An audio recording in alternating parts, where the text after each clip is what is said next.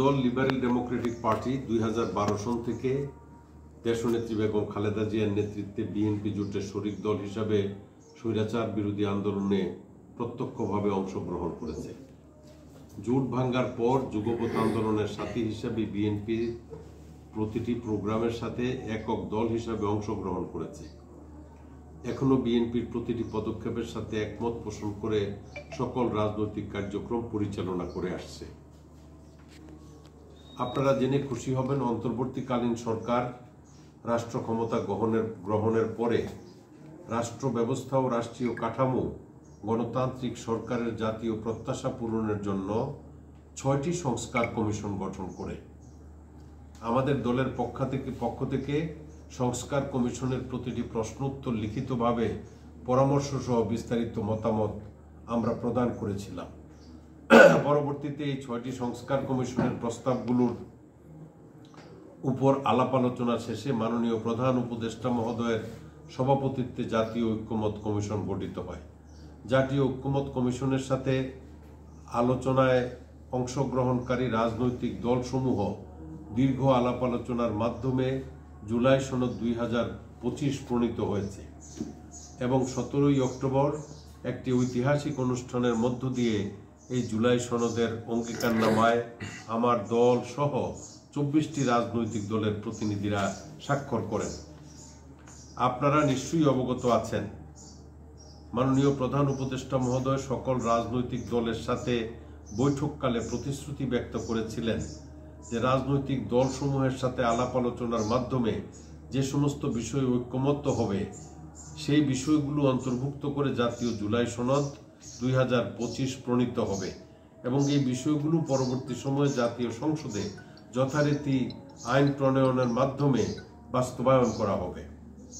জুলাই ঘোষণাপত্রে সুস্পষ্টভাবে তার এই বক্তব্য লিপিবদ্ধ আছে। ঐক্যমত্য কমিশনের সাথে আলোচনাকালে এই সমস্ত বিষয়ে অনেক বিষয়ে ঐক্যমত্যে পৌঁছানো সম্ভব হয়নি। বিভিন্ন রাজনৈতিক দলের ভিন্নমত, নোট অফ ডিসেন্ট সহ ঐক্যমত হয়েছে। এই ব্যাপারে সিদ্ধান্ত গৃহীত হয় যে নোট অফ ডিসেন্ট প্রদানকারী কোনো রাজনৈতিক দল বা জোট তাদের দলীয় নির্বাচনী ইস্তেহারে নোট অফ ডিসেন্টের বিষয়টি উল্লেখ করবেন। যদি তাদের ইস্তেহারে নোট অফ ডিসেন্ট জাতীয় সংসদ নির্বাচনে ম্যান্ডেট লাভ করে তবে তারা ক্ষমতায় আসার পর আইন পাশ করে তা বাস্তবায়ন করবে। 17ই অক্টোবর আমরা যখন সনদে অঙ্গীকারনামায় স্বাক্ষর করি তখন জুলাই জাতীয় সনদ 2025-এর প্রিন্ট কপি আমাদেরকে সরবরাহ করা হয় নাই। পরবর্তীতে অঙ্গীকারনামা স্বাক্ষর শেষে বাড়ি ফেরার পথে জুলাই জাতীয় সনদ 2025-এর 56 একটি বই সকলকে সরবরাহ করা হয়। এই জুলাই সনদ সেই ঐক্যমতের ভিত্তিতে প্রণয়ন করা হয়েছে তা সঠিকভাবে বহু ক্ষেত্রে প্রতিফলিত হয় নাই। যেমন সকল রাজনৈতিক দলের সম্মতি থাকার পরও মরহুম শেখ মুজিবুর রহমানের ছবি সকল সরকারি, আধা সরকারি, স্বায়ত্তশাসিত ও বেসরকারি অফিসে টানানো সংক্রান্ত বিধান বিলুপ্ত করার বিষয়টি জাতীয় জুলাই সনদ 2025-এ অন্তর্ভুক্ত করা হয়নি। তাছাড়া সংবিধানের 150-এর 2 অনুচ্ছেদ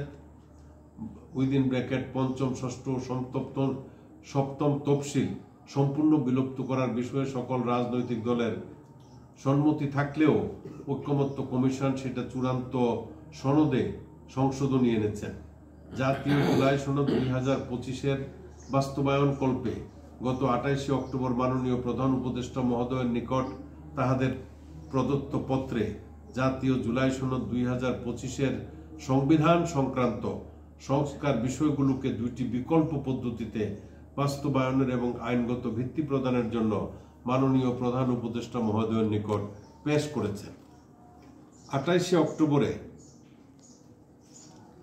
সরকারের কাছে প্রদত্ত জুলাই সনদ 2025 উল্লেখিত সংবিধান সংশোধন সংক্রান্ত বিষয়গুলো কার্যকর করার উদ্দেশ্যে সরকার জুলাই জাতীয় সনদ সংবিধান সংস্কার বাস্তবায়ন আদেশ 2025 শিরোনামে একটি আদেশ জারি করবে। প্রস্তাবিত আদেশের একটি খসড়া সংযুক্তি 2 ও সংযুক্তি 3 হিসাবে সংযোজন করা হয়েছে। এই জাতীয় আদেশ জারি করার এখতিয়ার অন্তর্বর্তীকালীন সরকারের নাই। সংবিধানের আর্টিকেল 152 এর সংজ্ঞা অনুসারে আইনগতভাবে মর্যাদাপ্রাপ্ত আদেশ সেটি জারি করার একমাত্র রাষ্ট্রপতির এখতিয়ার। সরকার জুলাই সনদ বাস্তবায়নের লক্ষ্যে একটি পূর্ণাঙ্গ খসড়া বিল গণভোটে উপস্থাপন করা হবে বলে বিকল্প প্রস্তাব হিসাবে উল্লেখ করেছেন। বিলের তফসিল 1-এ সংস্কার প্রস্তাব সমূহ উল্লেখ করা হয়েছে এবং বিল সরকারে গেজেট করবে বলে উল্লেখ করেছে। বিলে উল্লেখ করা হয়েছে যে সংবিধান সংশ্লিষ্ট তফসিল 1-এ বর্ণিত 48টি দফার উপর গণভোট হবে। উপরোল্লিখিত 48টি দফার বিপরীতে স্বাক্ষরিত জুলাই সনদ 2025-এ স্বাক্ষর দানকারী রাজনৈতিক দল সমূহের মতামত, ভিন্নমত, নোট অফ ডিসেন্ট উল্লেখ করা হয়নি। এতে প্রমাণিত হয় যে ঐক্যমত্য কমিশনের প্রস্তাব ও সুপারিশ এক পেশে জবরদস্তিমূলকভাবে চাপিয়ে দেওয়ার অপচেষ্টা করা হচ্ছে। সংস্কার কমিশন ও জাতীয় ঐক্যমত কমিশনের সাথে রাজনৈতিক দলসমূহের আলোচনা ছিল অনর্থক, প্রহসনমূলক এবং জাতির সাথে প্রতারণামূলক। ঐক্যমত্য কমিশন ভিন্নমত পোষণকারী রাজনৈতিক দলসমূহের গণতান্ত্রিক অধিকারকে আমলেই নেন নাই। ঐক্যমত্য কমিশনের সাথে রাজনৈতিক দলগুলোর আলোচ্য সূচিতে সংবিধান সংশোধন পরিষদ গঠনের বিষয়টি অন্তর্ভুক্ত ছিল না। এতৎ সম্পর্কে কোনো আলোচনা হয়নি এবং সংবিধান সংস্কার পরিষদ গঠন করতে হলে তা পরবর্তী জাতীয় সংসদের সিদ্ধান্ত গৃহীত হবে। সাংবিধানিকভাবে নির্বাচন কমিশন জাতীয় সংসদ নির্বাচন এবং রাষ্ট্রপতি নির্বাচনের জন্য ক্ষমতাপ্রাপ্ত। সংবিধান সংস্কার পরিষদ গঠনের লক্ষ্যে নির্বাচন অনুষ্ঠানের ক্ষমতা এই সরকারের নাই।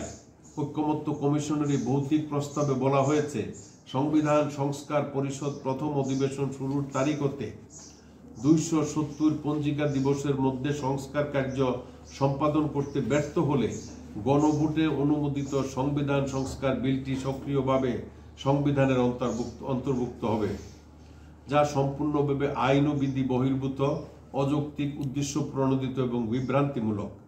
যে কোনো বিল সংসদে অনুমোদনের পর মহামান্য রাষ্ট্রপতির অনুমোদনের জন্য প্রেরণ করতে হয় এবং রাষ্ট্রপতির অনুমোদনের পরেই আইনে পরিণত হয়। গণভোটে ম্যান্ডেট প্রাপ্ত কোনো বিষয় সক্রিয়ভাবে সংবিধানের অন্তর্ভুক্ত হওয়ার কোনো আইন দেশে প্রচলিত নাই এবং ইহা ডেমোক্রেটিক প্র্যাকটিস বা সংসদীয় সার্বভৌমত্বের পরিপন্থী। গণভোট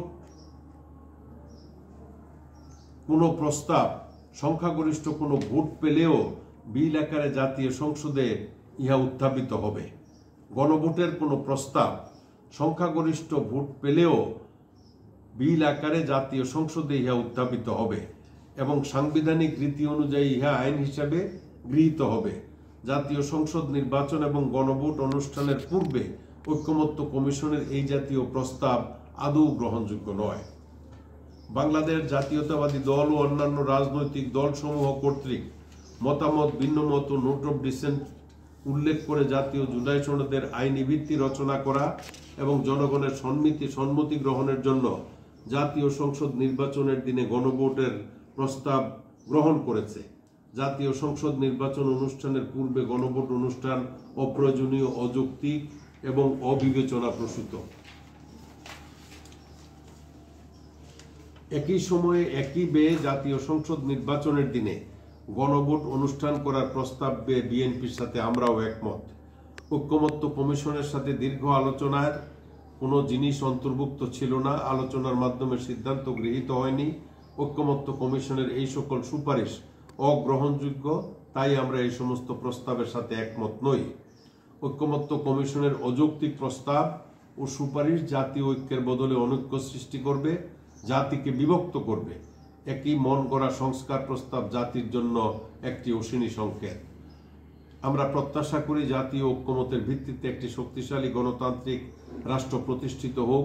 সেই লক্ষ্যে জাতীয় ঐক্য বজায় রাখা এবং জাতীয় অভিপ্রায় অনুযায়ী সাংবিধানিক ধারাবাহিকতা বজায় রাখার জন্য এই অন্তর্বর্তীকালীন সরকার একটি অবাধ, সুষ্ঠু, নিরপেক্ষ ও গ্রহণযোগ্য জাতীয় সংসদ নির্বাচনের মাধ্যমে একটি নির্বাচিত রাজনৈতিক সরকার প্রতিষ্ঠা করবে এবং 2026 সনের ফেব্রুয়ারিতে নির্বাচিত জাতীয় সংসদকে জাতীয় জীবনের জন্য সকল কর্মকাণ্ডে পরিণত করবে।